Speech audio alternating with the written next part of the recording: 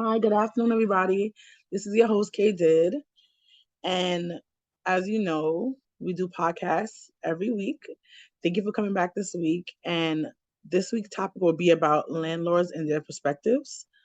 And to get some housekeeping out the way, you can follow our podcast, Hear Our Voices, on Twitter, on Facebook, on Instagram, even on TikTok. We're trying to be everywhere. We're trying to be influenced with you and giving you information on every platform. If you want to get the most updates, you can go on Twitter because we have updates about jobs that you might would like or the resources that you think would be helpful for you and your family. As you know, we are under the Family Homeless Coalition in New York City. So if you're a person who wants to be a part of the podcast, if you have a story to tell, or if you have a resource that a person or people might like, you could definitely DM us on any of our platforms. If you want to talk to me directly, you can get me on any platform except Facebook at K Did Davis. And yeah, so we'll get into it. So the person we're going to talk to today is called Miss Green, and we're going to get her perspective of being a landlord in New York City. Can you tell us a little bit about yourself? And we're also going to get into vouchers. So that's another thing we're going to hear about today on the podcast. So yes. Hello, how are you? I'm very excited to be able to give a different perspective on today's podcast from being a person who actually has gone through the system. At one point in time, I had city theft when I was a young girl, like about 2022. I had to get city febs to be able to help supplement, myself and my daughter. So it's a big 360 to go from being on city febs to now being a landlord. And I guess I have a very special point of view that could be able to assist both landlords and, people who are in the situations looking to get apartments with their vouchers and stuff. It sounds like it. I didn't know that you got city febs vouchers. That's pretty. Yes. Yeah. When I was young, so my first when I was introduced to real estate from very young. My mother had properties, and she always explained to me that it was something that was one of the best investments to have, was a piece of real estate. Right. So my first encounter with having to take over from anyone was when I had to take over from my father's property. And I was 21. I had 3 sisters, and we were all trying to navigate just becoming landlords. And it wasn't something that was necessarily for all of us. So the situation ended up with us just kind of selling and moving on and separating ourselves. And at a certain time, I needed a little extra assistance to pay the rent, because now I've gone from possibly owning this building, right, to because we can't get together and formulate a plan that was efficient for all of us. Now I'm a tenant. Right. My father paid. You know what I'm saying? And it was a bit of a smack in the face, but it was also a moment of reality for myself, because I saw what it really required to get these vouchers and to get that assistance, Right. So it was I went to court. I explained my situation. To court, and what happened? After I went to court. I went through the whole explaining my situation in the court with a judge, and then afterwards I was offered the program from City FEPS. Oh wow! So I had that program for about 2 or 3 years, and then I started working, and I gave my information to City FEPS, and then I let them know that I was working now and I didn't need the assistance, and I just started paying my rent on my own. Okay. But the ability to be able to go into the court and then leave out with some form of hope in some way that you're able to put a roof over your children's head is very important. And I guess I know that's what vouchers, provide, that sense of security for people. However, when landlords hear that, they're like, ooh, a voucher. Right. And then they automatically try to classify that individual based on the help that they're getting. Right. So what I do, I learned that whenever I'm renting out any of my apartments, I go through a real estate agent, and I tell them, bring me at least the best three.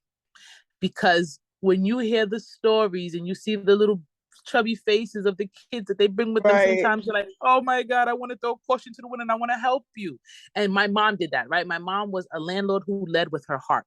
And because of that, we dealt with Catholic Charities, City Oh, Febs, yes. Section 8, right? So we had a mirage of people. And it makes you feel a little insecure when you have people coming into your home that you're not sure what walk of life they're coming from, right? Right. You know that whatever their choices have made had led them to the point that that now they're in need of assistance. They're getting that assistance, and you as a landlord are you're that last piece of kind of ability to give them a normalized citizenship, right? So that they're functioning citizens, they're paying something, and now they can kind of begin to build their life back up. Right. Yeah. So it's a pivotal place to be, but we also have our own families that we're looking out for, right? When we're allowing people into our homes, we want to make sure that it's a good investment. However, sometimes it doesn't always turn out like that. But what we have to do is stop classifying the person and the program. People are people. Bad people are everywhere. But you can't look at a program that's assisting so many other young, deserving people and try to classify it as, oh, I don't deal with Section 8 clients, or I don't deal with City Febs clients because of a few bad experience. Sometimes it don't even have to be directly them. They could have heard like, oh no, you had that experience? Oh no, I'm never gonna. And then it's kind of like, why are you're shooting yourself in the foot by limiting your tenant profile, and you're also, you're not giving a person who might be well deserving and need just that little step to be able to catapult them into success. That's definitely true, and it's definitely true. I think it's a good program people have. Some people do take advantage of it, but as you say, bad people are everywhere, no matter if they have one or not. So it just definitely makes sense. So when you're looking for tenants in general, do you have all voucher tenants, or is it like a mixture of people that live in I have spaces? I do have a mixture, right? In the home that I live in, I have paying all cash paying tenants. Okay. And in my investment property, I have Section 8. Okay. Now, my investment property is located in a different area. It's in Queens, and my home that I live in is in Brooklyn. Okay. So, depending on the area, so I'm in Bed-Stuy. In Bed-Stuy, it's like now Bedford-Stuyvesant, right? So, the rent that I could command here for my 1 bedroom is what I charge basically for my almost 3 bedroom. Oh, well, it's 3 bedrooms, 2 baths over there. Right. So it definitely depends on area, because Bed-Stuy is going to command a higher rent. I wouldn't try to, bring a Section 8 tenant over here, because that area I could get much more money from a cash paying tenant, right? Understand. So for Far Rockaway, when I have my realtor go out, I prefer young people. If they're together, I would like for them to be shows me commitment, that they're willing to commit to each other, which means they might be willing to commit to and making sure that they keep up with their place. Right. I try to have is okay. And when I say okay, I'm okay with you not having much credit, because a lot of people are intimidated by credit if they don't know how to navigate it, right? Right. So I'm okay with you not having much credit, but it's a difference when you have a bunch of debt. Because when you have debt, student debt, certain debts are, something can be explained.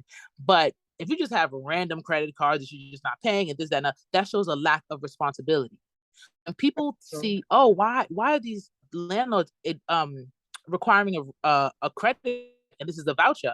Because that attests to who you are and the things that you choose to make a priority in your life. Right? So that's what the credit is showing us when we run it, when a person has a voucher, because now it's showing us, okay, they might have a couple cards here. They have children, they have children's place cards, they have gap cards, they have this cards, but they keep their utilization down low. They at least pay their minimums. They're doing things, and you're just, kind of not attending to them.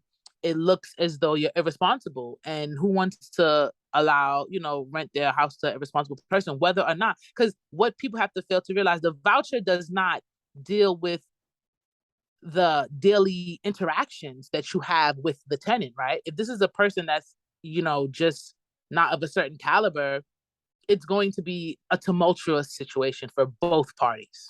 Right.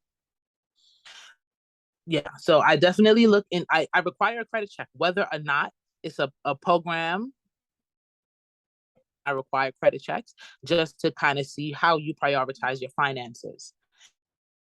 So you said you work with a realtor, right? Go ahead. How did you find I work with a this realtor person, and how, like, what do they have to look for people? To find realtors. Okay, so now my realtor is, I'll actually give their information that, they could be able to help other people as well. It's called Chance Realty. Okay. They're stationed out of, let me pull up their information for you guys. They're stationed out of Flatbush in Brooklyn. Okay. Now, there are quite a few realtors who work with programs. You just kind of have to, search them out. And a lot of the program directors and the caseworkers have their information. You just have to have that conversation with your caseworker. Like, I'm looking for a realtor with a person, from a person who has experience working with Section 8 tenants.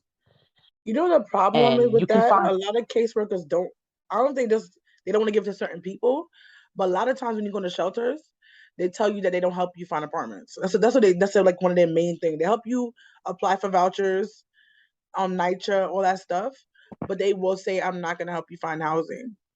You have to do that yourself. So that's, I think, a lot of problem with a lot of people in shelters, whether they're single or family. That's what caseworkers are telling them in general. Wow. So I'm going to give you Curtis Chance Realty is where is where a couple of my realtors are. They're located at 1324 Flatbush Avenue in Brooklyn, New York. Now, what the thing is, there's not a lot of websites that landlords promote their apartments specifically for people with programs. They have a few websites out there that are specifically for program people who have vouchers or programs to be able to find them. I'm gonna pull up one that I have now that I could be able to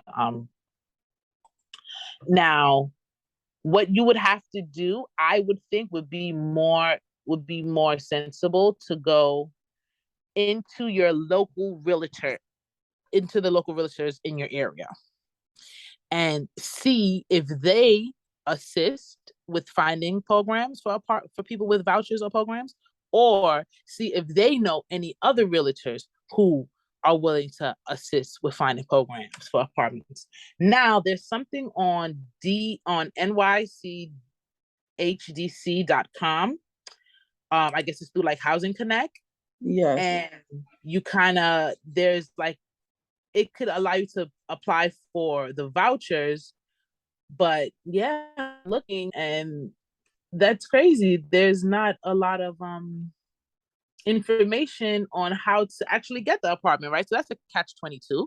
People are getting these vouchers, not necessarily able to. Now, when they go and present themselves to these private landlords, if you don't have any kind of, if you're not privy to how to articulate yourself, the things to say, the things to present, you're shooting yourself in the foot before you even get a chance, because you're just going there, you're just like saying whatever, and then you might be, taking away your chance to be able to get an apartment. So I think that definitely there should definitely be a liaison to assist with individuals finding the apartments, because what happens is it ends up like if I have an issue with my tenant, I have to, me and them speak directly. And when there was something going on, I had to actually refer back to the realtor. No, the realtor is going to do nothing but just reach out to the tenant and indirectly, try to find out what their problem is, and then they're going to just come back. But realtors should not be acting as liaisons, because the caseworkers also are not even available. Like for City Febs, once you get the program, you don't have a specific caseworker. You So don't. I have to do the same thing that my tenant has to do when I need to get information. I have to call, wait on the for an hour and a half to be able to speak to someone to explain to then get some type of resolve. So that's a deterrent. That's a big deterrent for other landlords, because who wants to have to sit on the phone for 2 hours to resolve a situation that should be able to be in an email? You Right. understand? So housing, the vouchers aren't effective if there is no liaison to explain to the tenants what the things they need to work on, because they have tenants who can start working on simple things, like maybe start fixing their credit, doing little things, but they need a person that's there to say, listen, this is what is going to be expected of you, this is what you need to start working on before you even begin to look for apartments while you're in the shelter, and have that that little sense of security, and you don't have you have access to internet or anything like that. These are the things you need to do, and it's very sad that there's no liaison that helps people, because it's kind of like, how do they expect them to find these apartments? A lot of times, the luck of a draw, and a lot of family shelters now, because of COVID, have internet, but a lot of Mm-hmm. single shelters don't have internet still. So they're trying to Wow. get that, and yeah, you would think that's something. If they could put it on almost every subway platform, they could put it in the streets and the thing. Why the shelters It's not have all it? about It yeah, it's doesn't all make sense. about access to to information. You Right. know, if you don't want people to have access to information, how do you want them to elevate themselves? I don't think they want to sometimes. I feel like they Oh, prefer trust to me, have those girl, I people in them. understand. It I sounds so. definitely understand. It's a money business. It is. My room with my Unfortunately, people daughter get. Hmm. was $4,000 a month. That's less than the rent for reasonable in and mind you, Wow. this is 4 years ago. So I could have got probably a luxury apartment for $4,000 a month in New York City 4 years ago. Definitely, definitely, So definitely. it doesn't make My sense. mortgage is now more than $4,000. That's crazy. So that's often.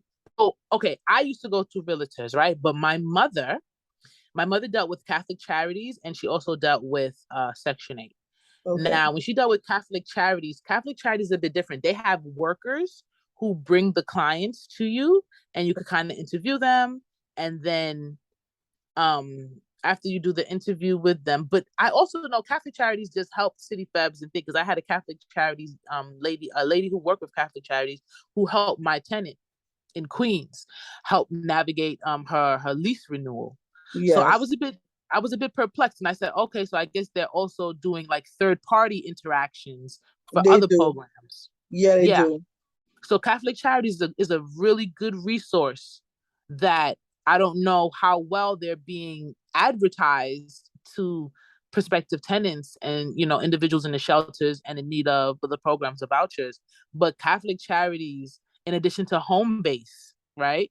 You guys work Right. with Home Base as well, right? The Coalition of Yes. the Homeless, because I know Nike used to work with the Coalition of the Homeless directly. So these two, um, and then also downtown Brooklyn, they have Restoration Plaza. Restoration Plaza has a lot of resources as well that you could, say, hey, I have a program and I'm looking for housing. Are there any landlords listed in your database? And they have a database as well on Restoration Plaza. I think a lot of people I feel like it's a disconnect. Because I feel like there's places to get the information from. The problem is Mm. getting to the people who actually need the help. And a lot of time, the workers who are in the middle, who are supposed to be helping the people get to housing, are misinformed, Mm-hmm. overworked, underpaid. So they're not even doing half of Mm-hmm. their job. And I think that's what it is. And a lot of people just because like Mm-hmm. when I was in shelter, A lot of people were in and out. Like, it was working 1 week, and next week they found something better, so they left. And it's like they put so much training and stuff into that one person. It's like when they leave a couple of months, they don't stay for long. Stability. Right. So there's no stability in the program. That's sad. So who suffers the most is the families, the children, the single people who are the young people who are in the shelter, because they're trying to get out, but they can't get the help and proper resources that they actually need to come out of the shelter and be successful. And that's the sad thing about it. Like you're saying, there's a database, but who knows that? Nobody really knows about it unless they are digging into it or Googling everything. To be honest, 311 and Google is your friend when you're in the shelter, because half the time the workers don't know anything. And it's kind of sad to say that. And it's really, so when you like, say, so they don't even mention things like Catholic Charities or things like that, or they just give you a paper and say, hey, look at this thing, we don't know if it's updated, we don't know if these resources are still available, but just check those out, kind of situation. Most times they don't give you like papers. Most they do is fill out your city FEPS if you are qualified, fill out NYCHA, and NYCHA is a waiting list, as you know. It's like hard to get into NYCHA. Yes. And years. They tell you, some of them will tell you to do Housing Connect. And that's basically it. And they'll tell you to come every week, 2 weeks, to make sure, like, where you are in the housing. Are you going to work? They'll ask you things like those main things. How's their kids, if they feel like they're actually about the kids, and that's it. So it's not really mind you, I've been to 4 different shelters, and they all function a little bit differently, but they all generally are that they don't give me resources to find out anything out. Like, they're kind of is very weird on how they do work. So exactly how you said, if a shelter is able to receive $4,000 a month for boarding you and your daughter in a room, right? That's one room. Right. Unfortunately, they are inclined to keep you there. Right. Right? So now it's up to individual, right? So some of my opinions amongst some of my friends are popular. Some things as simple as affirmative action. Now, I feel if we as Black people were more inclined to have to create our own and did not seek validation by getting a simple part in one of these many Fortune 500 companies, we would have more of our own Fortune 500 companies, right? Because it's that seeking that validation within another person's, success that now leaves you to not even care about the other individuals who look like you, who are also trying to do the same thing, but might not have the same resources. So with people in the shelter, what we have to realize is that it's not in their interest for you to get out the shelter. It's not in their interest. It's in their interest for you to remain there, as long as possible. And then instead of them giving you the assistance, for them to throw you to one of their friend shelters, right? Oh, well, you've reached your maximum. Because I had a friend who went through so many different shelters, and she would get kicked out for the littlest thing. If you spent the night out, if you did anything, if you didn't sign your you didn't sign in properly or anything like that. And it was like, but when they got kicked out, they would get sent to PATH and get put right back into the system, right? So it's like a bouncy ball. You're just being taught back and forth. And what people have to do is take control of their own fate. And they have to inform themselves. And if you could get up and you could leave from the shelter to go to shop, to go to anything else, go to the library and look up information. There's databases out there and there's things out there, but we have to understand that we're not part of a system that wants us to succeed. Not allow that to be the main reason why we say, oh, we can't succeed because look, no. You can, the age of information. Right. Means that it's there for you to take. What the internet has provided is a kind of even playing ground, right? But you have to go out and inform yourself. That's it. We have to do that. And if we could just take the responsibility, like, okay, we got the voucher, we have this now. In order for me to get out of here and to be in something that's worth it, I have to be willing to take a little bit of control over my faith. So we can't look to others, right? You can't go to the caseworker and expect them to give you, because as you said, they're underworked. That's like the people in prisons who are waiting for their public defendants to get them out, versus the guys who are in the law libraries, who know everything about their case, who know every update about their case, probably inform the judge better than the public defendant. They have taken their fate into their own hands, even behind bars. They can't feel despair, and they can't give up hope. They have to still try to make themselves knowledgeable. And a lot of these men may or may not could read before they got into the situation, probably didn't have nothing to worry about law or any kind of things, but in this situation, they had to depend on themselves because they realized they're part of a system who wants to keep them in prison. So if they want to be free, they need to find all the information they could, whatever loophole they could find, whatever addendum in a law, anything, any kind of issue in their case. Now they turn into lawyers basically on their own behalves, because they're not going to leave their fate up to a public defender who was overworked and underpaid. And that's what the individuals and shelter people who are coming out the shelters, and young ladies and young men and family members just have to try to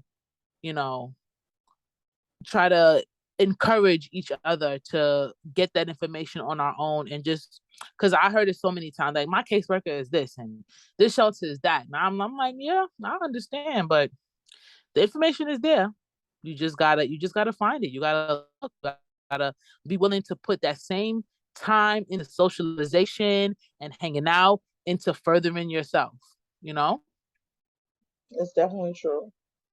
Yeah. So since you're talking about the information that's there and you have the information that I need, like, yes. when people might not know this, mm-hmm. when they have to pay for rent, is first set, like, explain how that goes, and explain if they have to pay the realtor. Because some people, it might be a young person listening to this podcast, they don't understand how it goes, they don't know about it. Because any age can listen to this podcast. I want them to know what to prepare for and what they should be looking out for. And if a landlord, as you know, not everybody's honest. It's bad people in different categories. What do they need to bring in? How should they give in their things? How should they even pay their rent? Yes. Okay. So now, when typically it also depends on the program, right? Right. Some programs pay the real via voucher. Some realtors don't realize that all money is good money, and you don't need to have cash in your hand. If the city is giving you a voucher for a check for $2, you're going to be able to get your $2,000 back, or you're going to be able to get your $2,000. You might just have to go. Shouldn't be right. And that's where some realtors might be a little apprehensive to deal with certain programs, because they're like, oh, I got to get this voucher. Then other programs actually handle the disbursements with actual checks, right? So on the program. However, not typically, all the time, if you are going through a realtor who is aware you have a program, depending again on your program, you can either get a voucher or a check. Or if you have been trying and you haven't gotten a landlord that you find through these realtors who are connected to housing, that you haven't found anything that's within your wheelhouse that you appreciate, you can also go and pay a realtor outside of that. Now, a realtor's fee can be anywhere from 1 month of rent up until 15% of the annual rent for that prospective apartment. Oh man. Yeah. So it depends on the realtor now, right? It's up to them if they still charge 1 month, or if they choose to charge 15%. So if you are not finding any kind of help with a person who you think is going to get the voucher and do things through housing, then you might have to save up a couple of your coins to get an individual, because money is motivation, right? So if you have cash in hand to be able to at least pay just the realtor's fee, and you can say, listen, I can't, if they're charging 50%, it's a negotiation. Things are always a negotiation. People have to stop thinking are in stone. If someone gives you, hey, this is what we're charging, hey, listen, this is what I can offer. I'm in this situation, and can you work with me? It's never, it hurts to ask those type of questions, right? Right. So after you ask that and you find out whether they're willing to work with you, you go ahead, you proceed. Now, what you want to do is take a look at your credit. It's so easy. You don't want to wait till they run the credit check, and y'all both sitting there tapping your fingers, waiting to see what happens at that. We're both, you want to make sure that you're informed in that situation about your own finances. So you want to go on Credit Karma, go on Credit Sesame, any one of those things, and just check your credit out. So you yourself, what collections you have, if there are any collections, what is your utilization? Try to also get a debit card or a credit card and handle your spending that. A lot of people look at credit cards as ways to buy things when they don't have the money for them. I look at my credit cards as expense. It shows me what I'm spending, how often I'm spending it, what I'm spending money on more this month than last. I want to try to, if you can take the money, the cash that they give you in cash assistance, and now transfer that to a debit or credit card, you're now able to build credit for yourself. Right? So if you can, before you even, because you get PA, once you're in the shelter, you're going to get PA. So if you're getting PA, because you can also work in the shelter as well, right? Right. So if you're working, you still get you'll get something.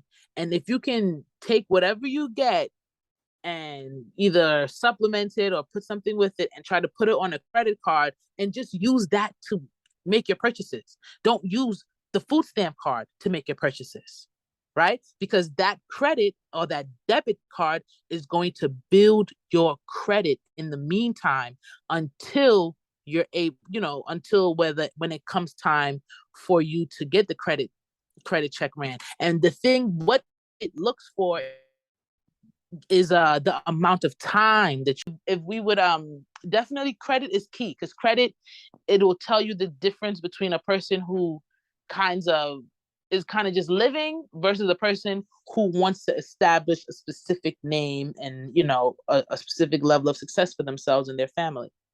So definitely taking the money, if you can, off the food stamp card, putting it onto a secured. Capital One gives secured cards. Chase a little funny, but they'll work with you. Bank of America does secure cards. A lot of these, Rush Card does secure cards, even Cash App sometimes. But you want to kind of have some kind of credit built in. It's very important. That's what it's very important that you start working on your credit when you're going through these realtors, or if you have private landlords, sometimes we'll still just run a credit check, so you want to make sure you're aware of the state that your credit is in, and you know the things to do to repair it. Then you want to kind of establish some kind of previous history. So if you lived with a relative and they can say, hey, so-and-so paid me a couple dollars, but they were a decent tenant. They stayed with me for a certain amount of time. We didn't have any issues. Kind of turn it from I slept on my aunt's couch to I rented a room from one of my family members, and they can be a reference as a landlord. Or you don't even need to explain this. If I rented a room and I can give you the landlord's information. References. Character references as well. If you have any individuals in your family who either are business owners, or you have any interactions with churches, or your job can give you a letter of recommendation. All of these things build character and shows that the individual who is coming for your apartment is not just expecting that you gonna take this money and not look at them, because that's what you're an individual with your family in addition to this voucher. So you want to make sure that you look just as good as that voucher. You know what I'm saying?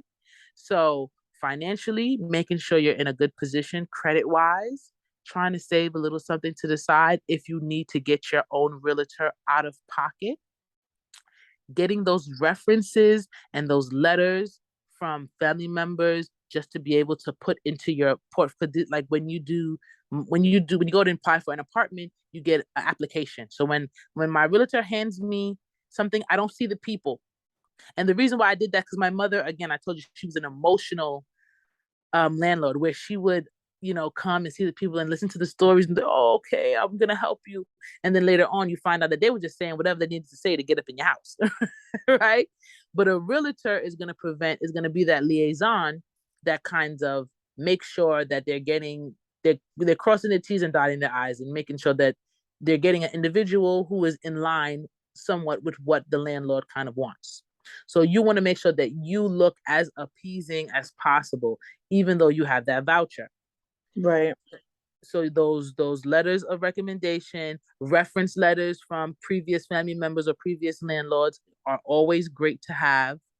And just basically, I don't if you want to just kind of either have like a character letter, kind of explaining to the landlord, hey, I know you don't, because you're not, again, when they hand you a application, you have the credit, the references, this, that, and other. And for a landlord to not see like a character letter based on, or introduction letter. Hey, my name is so and so. I have my young children. My plan is to do this, that, and other. I would take good care of your place. I have been this. I just maybe fell on hard times. I'm working. However you need to word your situation to explain to this person that you don't need to be worried to allow me into your home. I'm not going to destroy it, because that's the main thing. Landlords are thinking Section 8 tenants, oh, they don't care about the house. Yeah. They're going to just destroy the house. They're going to, no, no. First of all, as a landlord, you should do your due diligence and go and do your monthly check-ins.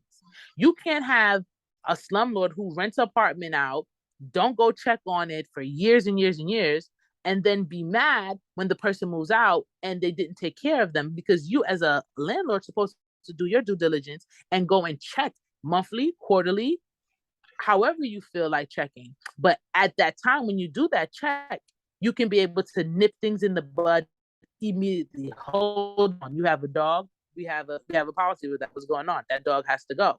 Or hey, you're not taking this stuff for you, or we need to clean up certain. Just you can have a conversation, but a lot of times you're dealing with management companies and they're not doing that. They're not coming and checking it. They're doing maintenance, they're collecting money, and that's it. They're hearing problems. Right. So it's up to the individual to kind of make sure. You want to make sure that you keep your house nice, neat. Whenever the landlord comes, they see, okay, this person is taking care of my house. This person is making sure that they stuff it together. I don't have no issues or whatever, like, police and just anything is, none of those things are happening. And I might have been wrong for, second guessing them. And now they convey this information to their other landlord friends. Hey, look, I know you were saying that you don't want to mess with Section 8, but I got a few Section 8 tenants or some City Febs tenants or some Catholic charity tenants, and I'm really happy with them. There's a man in the home next to me. When the homes were built, he moved here. He had Catholic Charities. This man has been living in that home since 2006. Oh wow. You understand? And he's done what he has to do. He keeps his place up. He's very clean, this, that, and other. And the landlord is very happy. Right? Obviously, she's renewed his lease about 13 times, 14, 15 times. Right? So when your landlords are just people. I mean, management companies are a little different, certain things like that. But when you get a private landlord, they're individuals who typically don't mind assisting people who look like they want to assist themselves. Right. Yeah, so definitely those couple things. If when you're going to present yourself to the landlord, you're aware of your financial situation, you're working on it, you have those letters and you have those references. Those are things that are really pivotal that can help and change your situation from just a person with a voucher to a family who actually I might be willing to take a chance on because I see that they care. People might want to know, does lights and water and all these things what is covered under your lease, or is So from what I now, understand also different landlords do different things depending on what they yes, that's a perfect example. So now, for example, in my home where I live, I have one boiler, so I pay the heating and I pay for heating and that's it. I just pay for heating and hot water, right? right. I also pay the water bill for both properties. Water is typically something in New York that landlord covers. That's period. A tenant is not going to pay a water bill in New York City, more than likely, unless they have it set up where they each have their own water things, and that it typically costs more money. And there's no individual water bill that you can give. Water bills are per property, not per Right. unit, right? So it's the person who owns the property's responsibility to take care of that water bill. So water is, I want to say 90% of the time, you're not going to encounter a water bill. However, as I said, in Brooklyn, I have one boiler. In Queens, I have two boilers, and there's two apartments. So each apartment has their own boiler. So each apartment pays their own heating. I pay water, but they pay for their heating.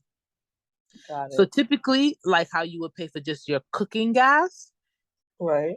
depending on the boiler setup or the heating setup in that home, you would either have to pay for cooking gas in addition to your regular gas or just cooking gas. But in Far Rock, in Queens, they pay for their own heating and cooking gas.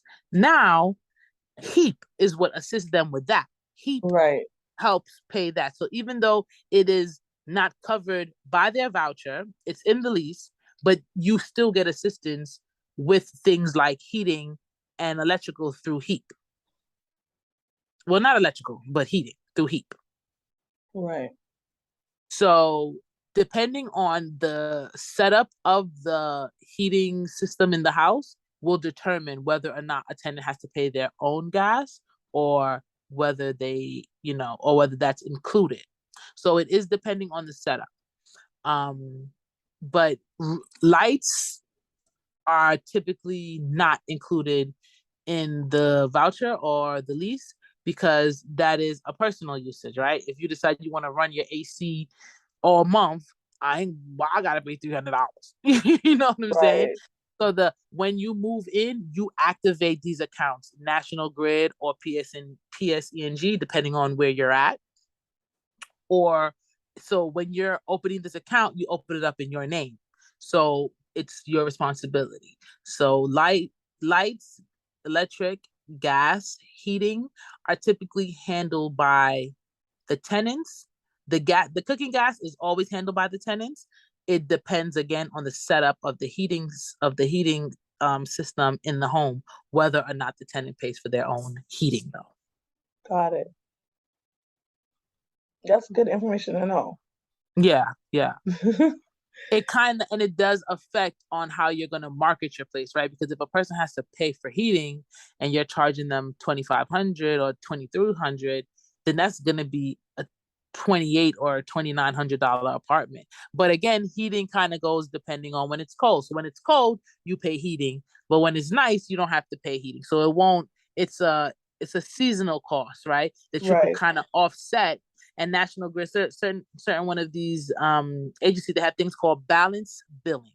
Balance billing is when you pay a portion to your seasonal bill monthly, so that way it doesn't increase, right? So Right. let's say for the 4 months of the winter, the coldest months, January, February, December, November, even in March, still it's like chilly, but let's use those four. If you're paying like $300 or so per month for that, that could end up being $1,200, right?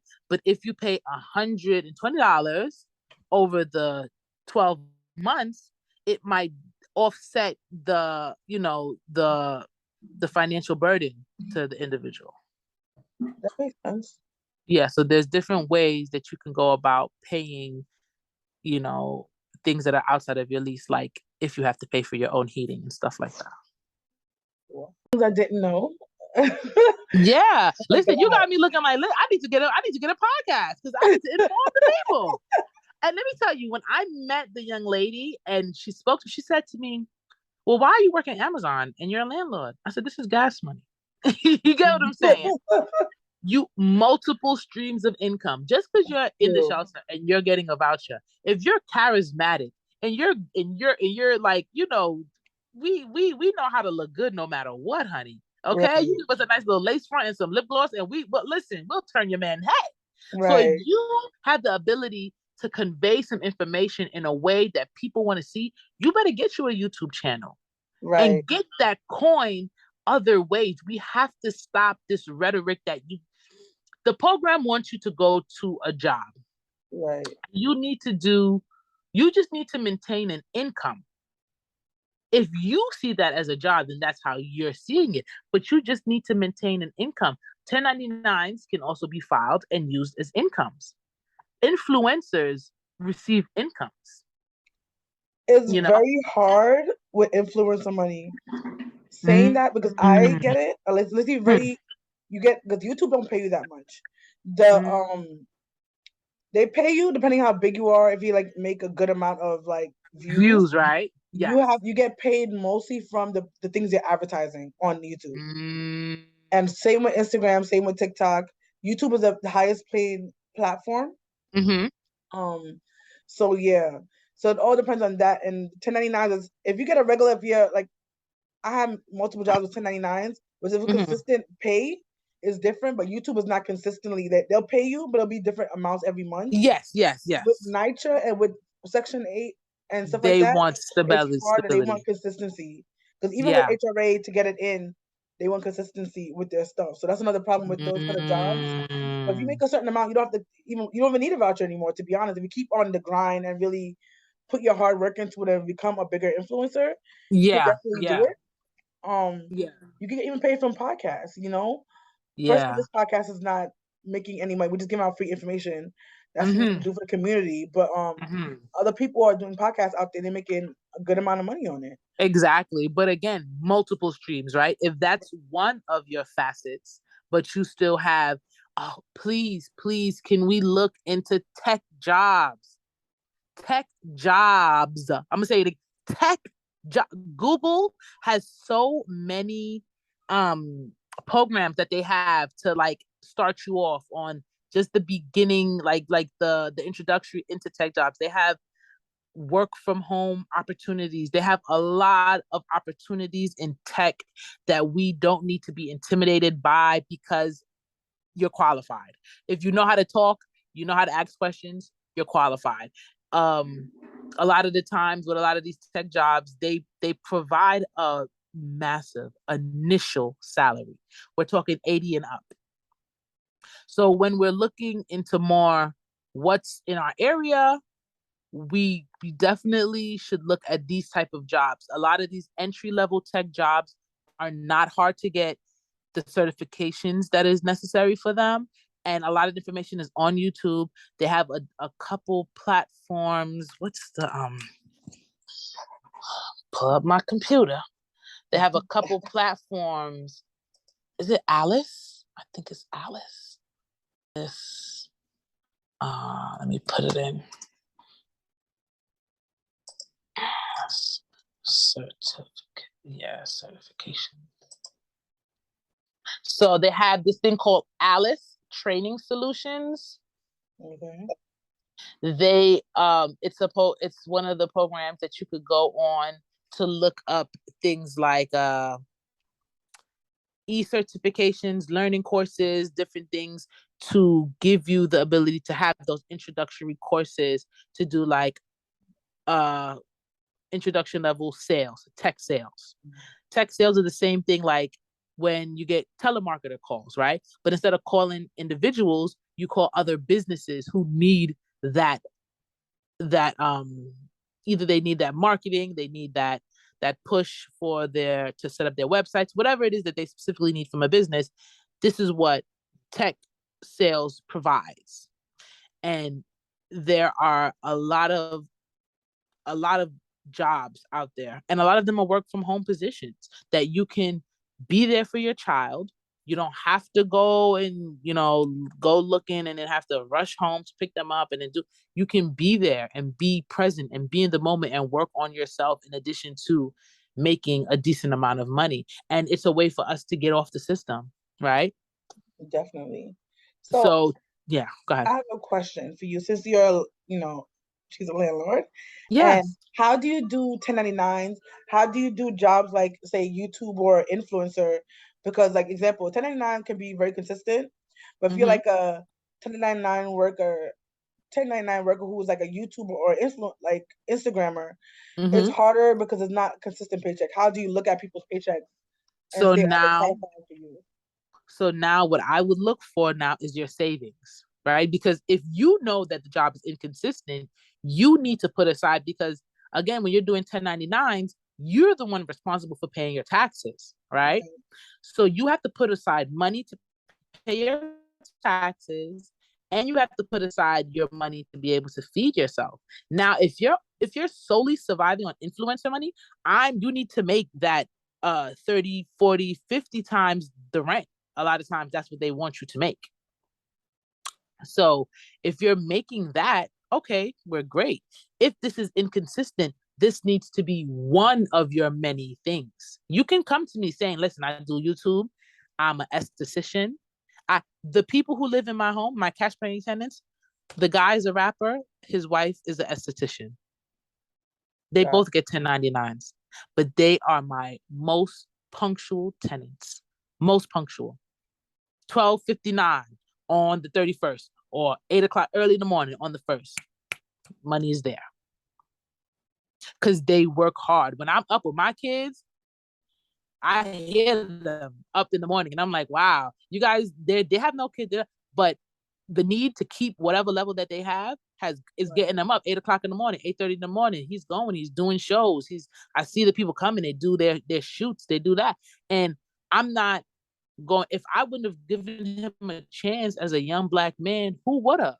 They would have Right. looked at him, looked at his girlfriend, probably assumed like, nah. But he's been here almost 4 years, and Oh, I've watched his success even as a rapper, to the point where now he's signed with a record label, and I'm just in awe of his determination, because he came here at a certain status, and it's infectious to see a person go after their dream. You understand? And not necessarily have to adhere to a 9 to 5 situation in order to do that.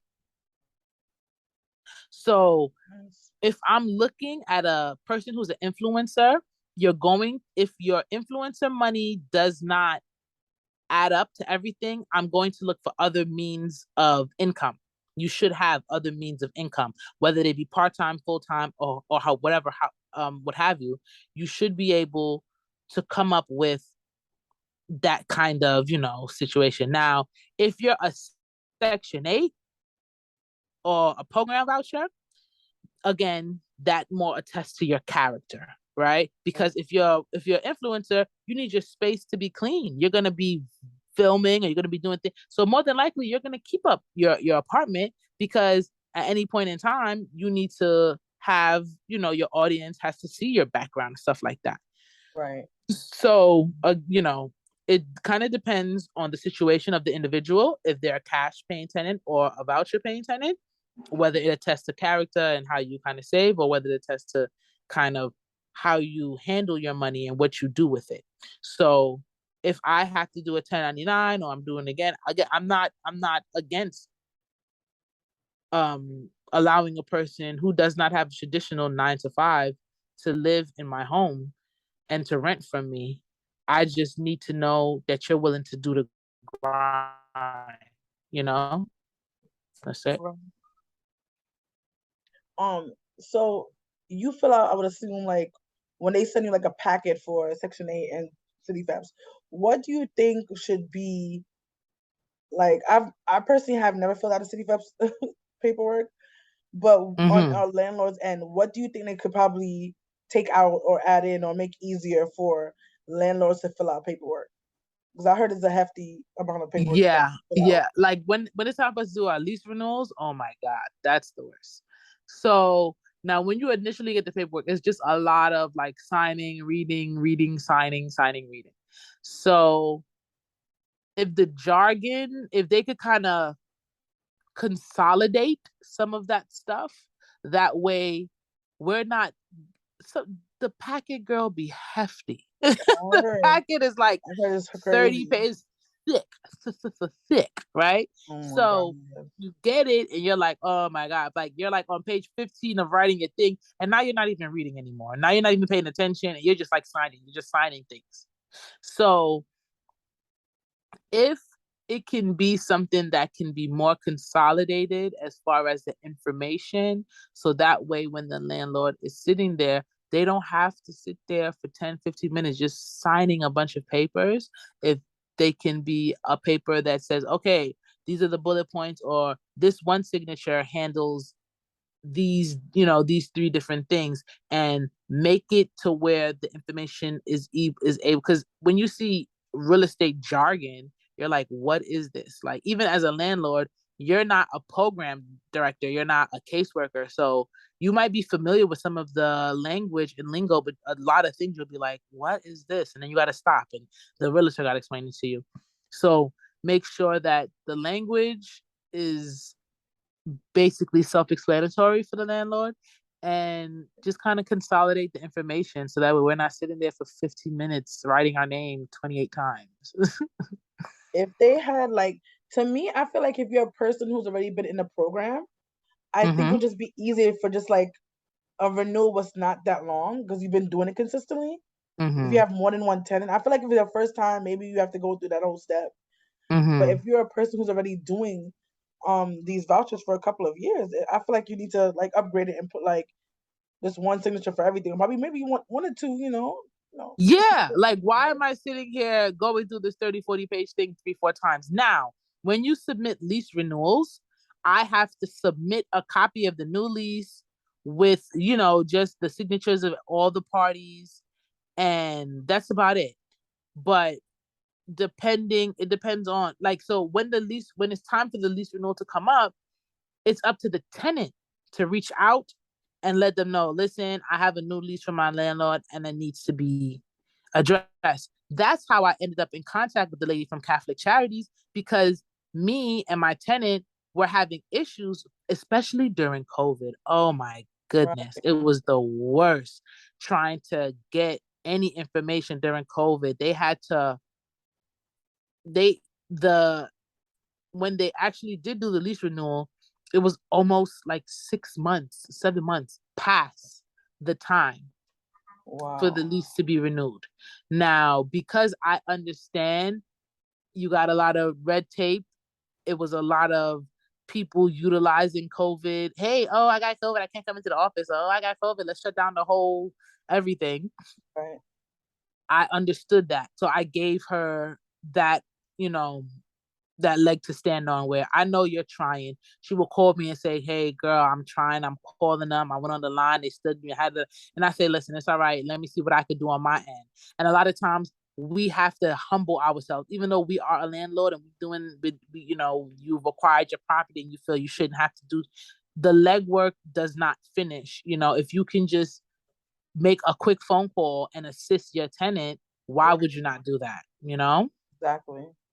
I feel that a lot of landlords kind of they want to look down on people, and it's like you got this messed up, because at the end of, if you we all go on a trip, we're on a cruise or anything like that, something happens, we all get cut, we all bleeding, we sink, we all dying. It doesn't matter your financial status, it just something happens, Mother Nature decides that she's gonna show you and humble you, you're gonna get humbled. So Right. I just wish that we would try to be willing to put that little effort into, assisting people. But you just have a lot of people who've been slighted. I have a tenant that I've been getting rid of from 2019. Oh wow. That's the initial court date. They started this maybe about a couple months before COVID.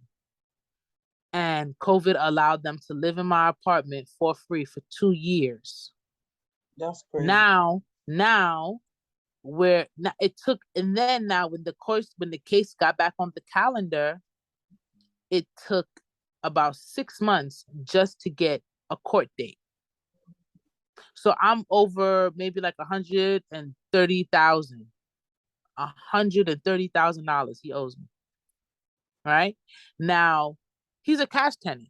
Right, he's not thing, but he was trying to get a program, and I'm doing a holdover. I don't want anything from you. I just want you to go. I don't want anything. Just go.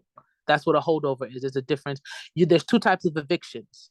If your landlord serves you with a non-payment, that's you having the ability to come up with the money and stop that eviction. Right. If your landlord serves you with a holdover, they saying you could keep the money, you could keep whatever. I need you to go. I don't want you as a tenant. I need possession of my place. I need whatever it is. You can later, as a landlord, file, a civil suit or whatever if you want to, get your money back. But those are the two type of evictions that people are facing with right now, and COVID has really soured a lot of landlords against programs because again, if you're not working diligently to make sure that you try to keep up with your lease renewal, make sure that your stuff is getting sent to your landlord, and the landlord reaches out to you and you're just using the excuse that you can't really do anything because of COVID, then it's like you're both kind of sitting there. The landlord's going to grow resentment, right? And they're going to eventually Right. try to evict you.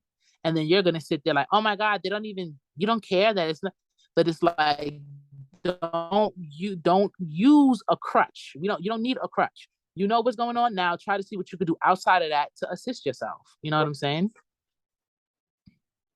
Yeah. This makes sense. Makes sense.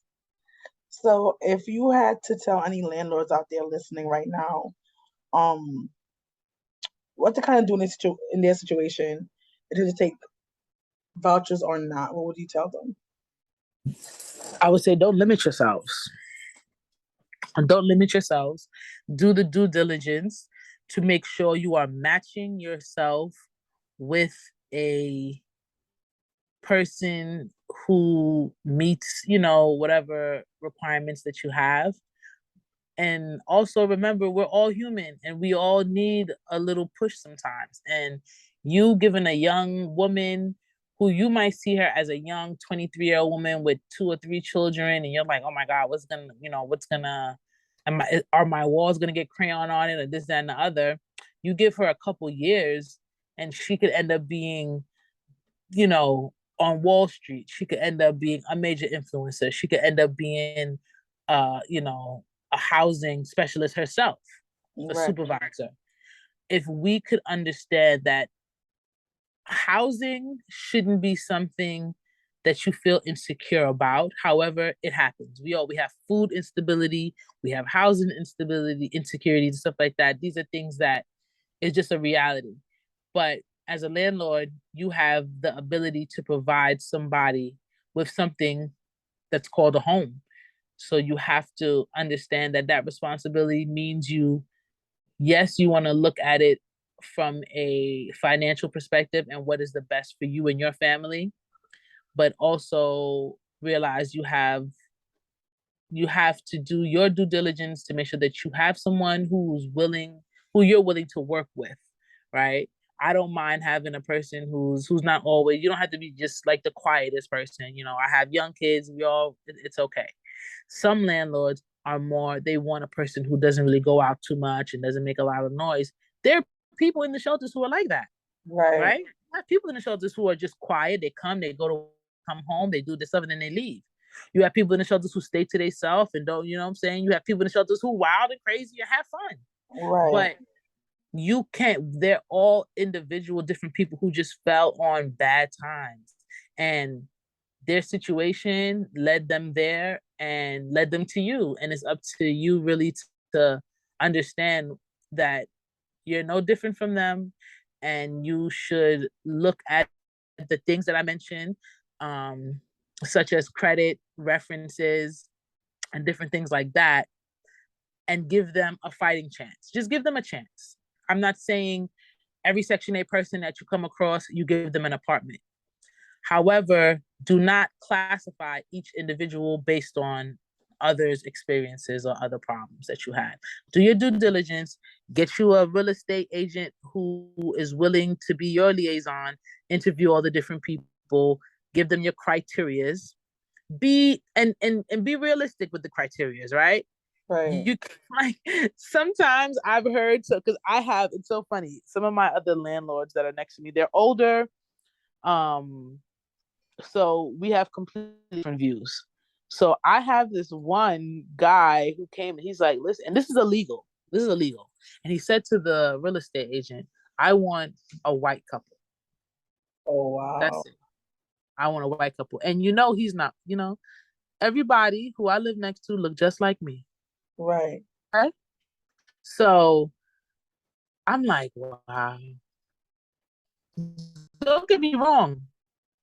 I've had Chinese, I've had white, I've had black, I've had Asian, I've had a lot of a plethora of different, mirage of different races and cultures, and certain things. I mean, things are different with each one. I remember one of my Caucasian tenants was like, "Hey, can you come screw this light bulb in for me?"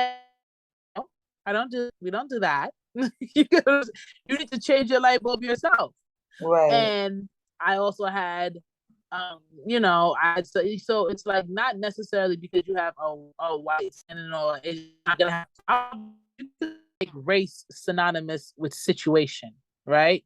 So you have to be situational as a landlord, and everybody's is different. So, um, try to make your requirements realistic, right? So that way people could actually have those requirements, and then now you could judge based on either character or what you see, different things that references, credit, things like that.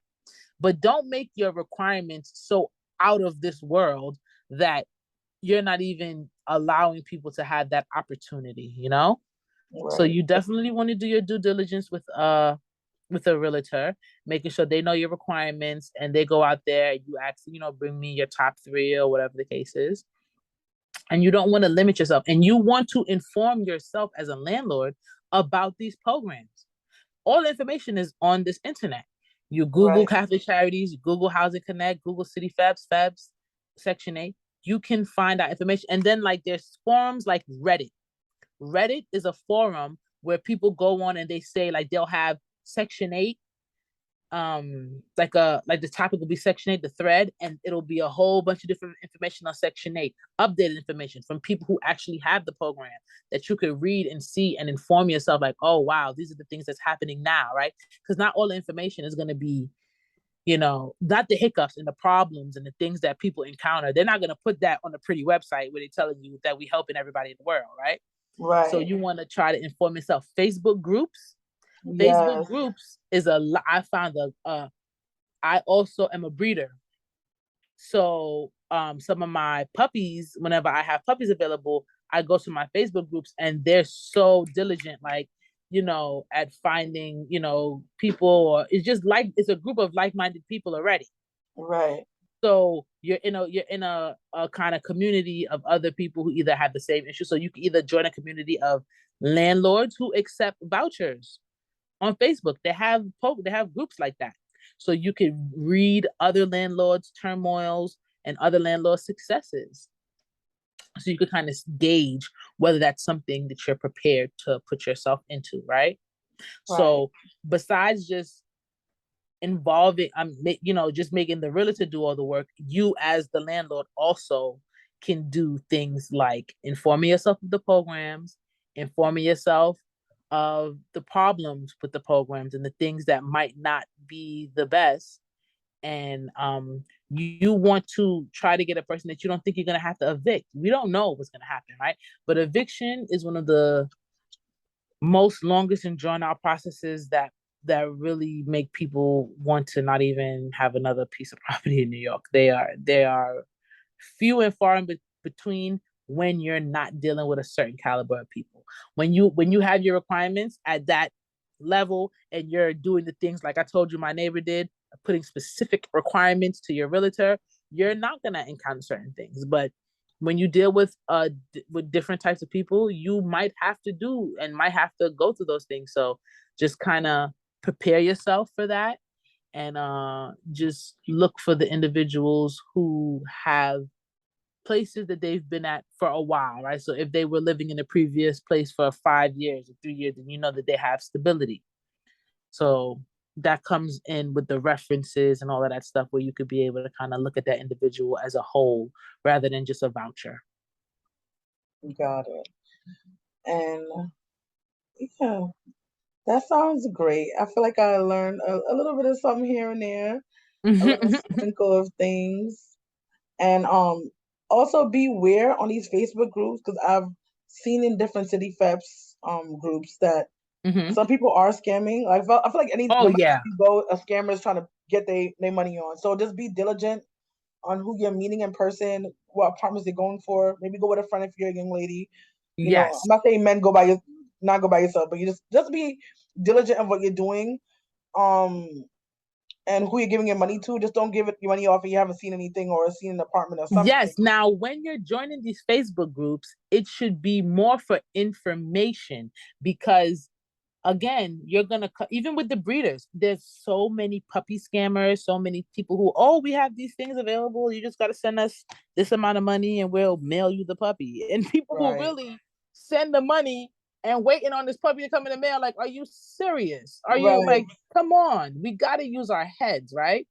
So when you go into these groups, you don't have to pay for applications for certain things. Okay. Only time you have to pay for applications when you're going through like a certain type of management company, or you're going through a realtor who has like maybe a $30 or $40 or something. Now, a lot of those things I would rather do in person, where I'm going into an office. What you Right. want to get, if you're going in a Facebook group and somebody's trying to say, hey, well, we have an apartment, here's an application. Do you have a physical location that we could meet at that's an office? And you want to Google that office before you go, look around the area, see what it is. Right. You have to make sure that you're getting information, but again, you want it to be accurate and you want it to be effective information. So definitely do your homework on the people if anybody's reaching out to you, or if you didn't even, all you did was say, hey, I'm looking for apartments, and you get a bunch of different PMs, kind of beware, like sift through those very carefully, because people don't really sit on Facebook looking for people who have apartments. Apartments is something that is the commodity, right? The apartment is the commodity. So typically commodity traders are not out here throwing the commodities at you. You go and you look for the commodities. So Right. in these places, these groups, if it doesn't seem realistic, don't go after it, right? But definitely inform yourself, and then you can read other people's posts like, hey, I was scammed by so and so, stay away from them. Or they'll say, yeah, I had a worker who did. They'll either give realtor information that they had success with finding an apartment. You can find these type of things, right? That's what you want to look for. Don't try to look for the easy way out with somebody saying, hey, just give me this money for this application and I can get you an apartment guaranteed. Why can Right. they do that if you wasn't able to do that for yourself for the past how many year or how long you've been in the shelter, right? Right. So definitely don't, if it sounds too good, everything glitters is not gold. Don't jump on that. Do your homework. Make sure that you're informed before you say, I'm going to go out and just, give my money to somebody and let them do the legwork for me. Definitely. Definitely.